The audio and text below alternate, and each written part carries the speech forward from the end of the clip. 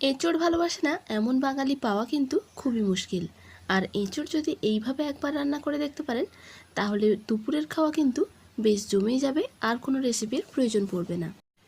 রেসিপিটা শেষ পর্যন্ত দেখতে থাকুন। আর রেসিপিটা যদি ভালো লাগে তাহলে অবশ্যই লাইক করে কমেন্ট করতে ভুলবেন না। আর আমার চ্যানেলে নতুন হয়ে থাকলে অবশ্যই সাবস্ক্রাইব করে রাখবেন এমন নিত্য নতুন রেসিপির আপডেট পেতে। প্রথমে আমি এঁচোড়গুলোকে ছোট ছোট সাইজ করে কেটে নিয়েছি, আর কেটে ভালো করে ধুয়ে নিয়েছিলাম। আর সাইজগুলো আশা করছি আপনারা দেখেই বুঝতে পারছেন, একটু ছোট করেই করে কেটেছি। সাথে নিয়ে নিয়েছি দুটো মাঝারি সাইজের আলু, খোসা ছাড়িয়ে কেটে নিয়েছি। এখন আমি কড়াইয়ের মধ্যে অল্প জল নিয়েছি, তার মধ্যে দিয়ে দিলাম অল্প একটু নুন আর হলুদ গুঁড়ো। এর মধ্যে আমি দিয়ে দিচ্ছি এঁচোড়গুলোকে। নুন হলুদ মিশ্রিত এই মধ্যে এঁচোড়গুলোকে দিয়ে সেদ্ধ করতে দিয়ে দেব। এখন আমি গ্যাস অন করে কড়াইটাকে বসিয়ে দিয়েছি। তারপর এর মধ্যে আমি একটা ঢাকা দিয়ে বেশ কিছুক্ষণ আমি সেদ্ধ করে নেব। তবে খেয়াল রাখতে হবে এঁচোড়টা যাতে 70% মতো সেদ্ধ হয়, মানে একেবারে গলে না যায়। 5-6 মিনিটের মতো এঁচোড়গুলোকে সেদ্ধ করে নেওয়ার পর এখন আমি হাতার সাহায্যে এইভাবে দেখে নিচ্ছি এঁচোড়গুলো সেদ্ধ হয়েছে কিনা। তো এখনও পর্যন্ত এঁচোড়গুলো শক্ত রয়েছে, তার জন্য দিয়ে আবারও আমি ঢাকা দিয়ে বসিয়ে দিলাম। আর এদিকে দেখো, একটা মিক্সির ছোটো জার নিয়ে নিয়েছি, তাতে দিয়ে দিলাম দুটো মাঝারি সাইজের টমেটো কুচি, আর দিয়ে দিচ্ছি দুটো মাঝারি সাইজের পেঁয়াজ। সেগুলোকেও কুচি করে নিয়েছি। একসাথে আমি টমেটো আর পেঁয়াজটাকে পেস্ট করে নিচ্ছি। আর অল্প একটু কুচনো পেঁয়াজ আমি রেখে দিলাম। এবার মিক্সির বাটি ঢাকনা করে একটা সুন্দর পেস্ট বানিয়ে নিয়েছি। তো আর বাদবাকি মশলাগুলো আমি পেস্ট করে নিয়েছি। এখানে আমি এঁচোড়টাকে সেদ্ধ হতে দিয়েছিলাম। তো এখন আমি দেখিয়ে দিচ্ছি, দেখুন এঁচোড়টা ঠিক কতটা সেদ্ধ হয়েছে। এঁচোড়গুলোকে জল থেকে ছেঁকে নিয়ে চামচ দিয়ে এইভাবে কেটে দেখে নিচ্ছি। দেখুন একেবারে গলে যায়নি, কিন্তু সেদ্ধ হয়েছে। ঠিক এই অবস্থাতে আমি ছেঁকে একটা আলাদা পাত্রের মধ্যে নিয়ে নিচ্ছি। এঁচোড়টাকে বারবার দেখার একটাই মাত্র উদ্দেশ্য, এঁচোড়টা যাতে ভালোভাবে না গলে যায়। গলে গেলে খেতে ভালো লাগবে না। তো আর এদিকে দেখুন, কড়াই গরম করে তেল গরম করে নিয়েছিলাম, তার মধ্যে দিয়ে দিলাম কেটে রাখা আলুগুলোকে। আলু কিন্তু এঁচোড়ের থেকে পরিমাণ অনুযায়ী একটু কম দিয়েছি, আপনারা চাইলে কম অথবা বেশিও দিতে পারেন। আর এদিকে দেখুন, চিংড়ি মাছগুলোকে ছাড়িয়ে ভালো করে ধুয়ে নুন হলুদ মাখিয়ে রেখেছি। সেটা দেখানো হয়নি, তাই এখন আমি দেখিয়ে দিলাম। আলুগুলো কিছুক্ষণের মধ্যেই দেখুন হালকা ভাজা ভাজা হয়ে গেছে। এই অবস্থাতে আমি তেল থেকে তুলে একটা আলাদা পাত্রের মধ্যে নিয়ে নিলাম। আর ওই অবশিষ্ট তেলের মধ্যে দিয়ে দিলাম চিংড়ি মাছগুলোকে। চিংড়ি মাছগুলো তো বলেইছিলাম আগে থেকে নুন হলুদ মাখিয়ে রেখেছি। এখন আমি তেলের মধ্যে দিয়ে হালকা এপিট ওপিট ভেজে তুলে নেব।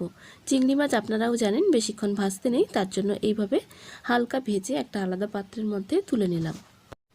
চিংড়ি মাছগুলো ভেজে তুলে নেওয়ার পর কড়াইতে যে অবশিষ্ট তেলটা থেকে গেল, তার মধ্যে আমি দিয়ে দেব বেশ কিছুটা পরিমাণ সর্ষের তেল। এই রান্নাটা সর্ষের তেল দিয়েও কিন্তু খেতে বেশ লাগে। তো সর্ষের তেল দিয়ে দেওয়ার পর তেল গরম হয়ে গেলে 1 চামচের মতো চিনি দিয়ে দিয়েছি। আর তেলের মধ্যে চিনি দিয়ে দিলে চিনিটা ক্যারামেলাইজড হয়ে যাওয়ার পর আমি দিয়ে দিচ্ছি পেঁয়াজ কুচি। আর এই যে চিনির ক্যারামেলাইজড হয়ে যাবে, তারপর কিন্তু তরকারির কালারটা কিন্তু বেশ আসবে। তো পেঁয়াজ কুচি কিছুক্ষণ নাড়াচাড়া করার পর এর মধ্যে দিয়ে দিচ্ছি পরিমাণ মতো নুন। পেঁয়াজ কুচিগুলোকে কিছুক্ষণ ভাজা ভাজা করে নেওয়ার পর এর মধ্যে দিয়ে দিচ্ছি টমেটো আর পেঁয়াজের পেস্ট। প্রথমে টমেটো আর পেঁয়াজের পেস্ট দেওয়ার পর বেশ কিছুক্ষণ আমি কষিয়ে নেব ততক্ষণ যতক্ষণ না কাঁচা গন্ধটা চলে যায়। তো এইভাবে বেশ কিছুক্ষণ ধরে কষিয়ে নেওয়ার পর এর মধ্যে একে একে সমস্ত মশলা দিয়ে দেব। প্রথমে আমি দিয়ে দিলাম হলুদ গুঁড়ো, আর দিয়ে দেব লঙ্কার গুঁড়ো। লঙ্কার গুঁড়োর পরিমাণটা আপনারা বাড়িয়ে অথবা কমিয়েও নিতে পারেন, অথবা কাঁচা লঙ্কা দিয়েও রান্নাটা করে নিতে পারেন। টমেটো আর পেঁয়াজ কিছুক্ষণ কষিয়ে নেওয়ার পর এখন দেখুন তেল অনেকটাই ছেড়ে দিয়েছে। এই অবস্থাতে আমি দিয়ে দিচ্ছি মিক্সির বাটি ধোয়া জল দিয়ে আবারও বেশ কিছুক্ষণ কষিয়ে নিচ্ছি। এই মশলার মধ্যে 2 চামচ আদা রসুনের পেস্ট দিয়েছিলাম, সেটা দেখানো মিস হয়ে গেছে, তার জন্য সরি চেয়ে নিচ্ছি। তো আদা রসুনের পেস্টটা অবশ্যই দেবেন। দিয়ে ভালো করে কষিয়ে নিয়েছি। এখন দেখুন মশলা আর তেল প্রায় আলাদা হয়ে যাচ্ছে। এই সময় আমি দিয়ে দিলাম ভেজে রাখা আলুগুলোকে। আলুগুলো দিয়ে মশলার সাথে আবারও বেশ কিছুক্ষণ কষিয়ে নেব। আলু আর মশলা কষিয়ে নেওয়ার পর কালারটা কিন্তু দারুণ এসে গেছে। এখানে আমি নর্মাল লঙ্কার গুঁড়ো ইউজ করেছি, যেহেতু চিনিটা তেলের মধ্যে দিয়ে ক্যারামেলাইজড করে নিয়েছিলাম, ওই কারণে তরকারির কালারটা কিন্তু দারুণ এসছে। এখন আলু আর মশলার সাথে ভালো করে কষানো হয়ে গেলে দিয়ে দিলাম ভেজে রাখা চিংড়ি মাছগুলোকে। চিংড়ি মাছ দিয়ে আবারও আমি কিছুক্ষণ কষিয়ে নেব। বেশ কিছুক্ষণ কষিয়ে ঢাকা দিয়ে দিয়েছিলাম। এখন দেখুন তেল উপরে ভেসে উঠেছে, তাই আমি ঢাকনা খুলে আবারও কিছুক্ষণ একটু নাড়াচাড়া করে দিচ্ছি। তো তো নাড়াচাড়া করা হয়ে গেলে এবার আমি দিয়ে দিচ্ছি সেদ্ধ করে রাখা এঁচড়গুলোকে। এঁচড়গুলো নর্মাল সেদ্ধ করে আমি তুলে রেখেছিলাম, কোনো রকম ভাজিনি। এইভাবে একবার হলেও এঁচড় চিংড়ি বাড়িতে বানিয়ে দেখতে পারেন। আর বাড়িতে বানালে অবশ্যই আমার কমেন্ট বক্সে জানাতে ভুলবেন না খেয়ে আপনাদের কেমন লাগলো। আর বানানো একেবারেই সোজা। তো অনেক দিন আমি ভিডিও দিইনি আমার চ্যানেলে, আমার শরীরটা একটু খারাপ ছিল প্রচণ্ড গরমের কারণে। তো এই রেসিপিটা কিন্তু অনেক দিন আগের, মানে এঁচড় যখন প্রথমে উঠতে শুরু করেছিল তখনই আমি এঁচড় চিংড়ি বানিয়েছিলাম, কিন্তু ভিডিওটা দিতে পারিনি। তো ভালো করে কষিয়ে নেওয়ার পর এখন আমি দিয়ে দিলাম গরম জল। গরম জল দিয়ে ভালো করে মিশিয়ে কিছুক্ষণ ফুটিয়ে নিলেই ব্যাস রেডি হয়ে যাবে। এইভাবে একবার হলেও বানিয়ে দেখতে পারেন। আশা করছি রেসিপিটা আপনাদের কাছে খুবই সহজ লাগবে। আর যারা নতুন রান্না শিখছো তাদের ক্ষেত্রেও কিন্তু রেসিপিটা বেশ ভালোই লাগবে। তো এইভাবে একবার করে দেখো। এখন আমি দেখে নিচ্ছি আলুগুলো সেদ্ধ হয়েছে কিনা। এঁচড় তো অলরেডি সেদ্ধ হয়ে গেছে। এখন আলুগুলো দেখে নিলাম, আলুগুলোও সেদ্ধ হয়ে গেছে। তো এবার আমি ওপর দিয়ে গরম মশলা ছড়িয়ে গ্যাসটাকে অফ করে দেব। এখানে গ্রেভির পরিমাণটা আপনাদের উপরে নির্ভর করছে, আপনারা কতটা গ্রেভি রাখবেন সেই বুঝে জল দেবেন। এইভাবে এঁচড় চিংড়ি রান্না করলে আর কোনো রেসিপির প্রয়োজন পড়বে না, একটা পদেই বাজিমাত হয়ে যাবে। তো দুপুরের লাঞ্চ হোক অথবা রাতের ডিনার হোক, সব শেষে আমি দিয়ে দিচ্ছি হাফ চামচ গুঁড়ো গরম মশলা।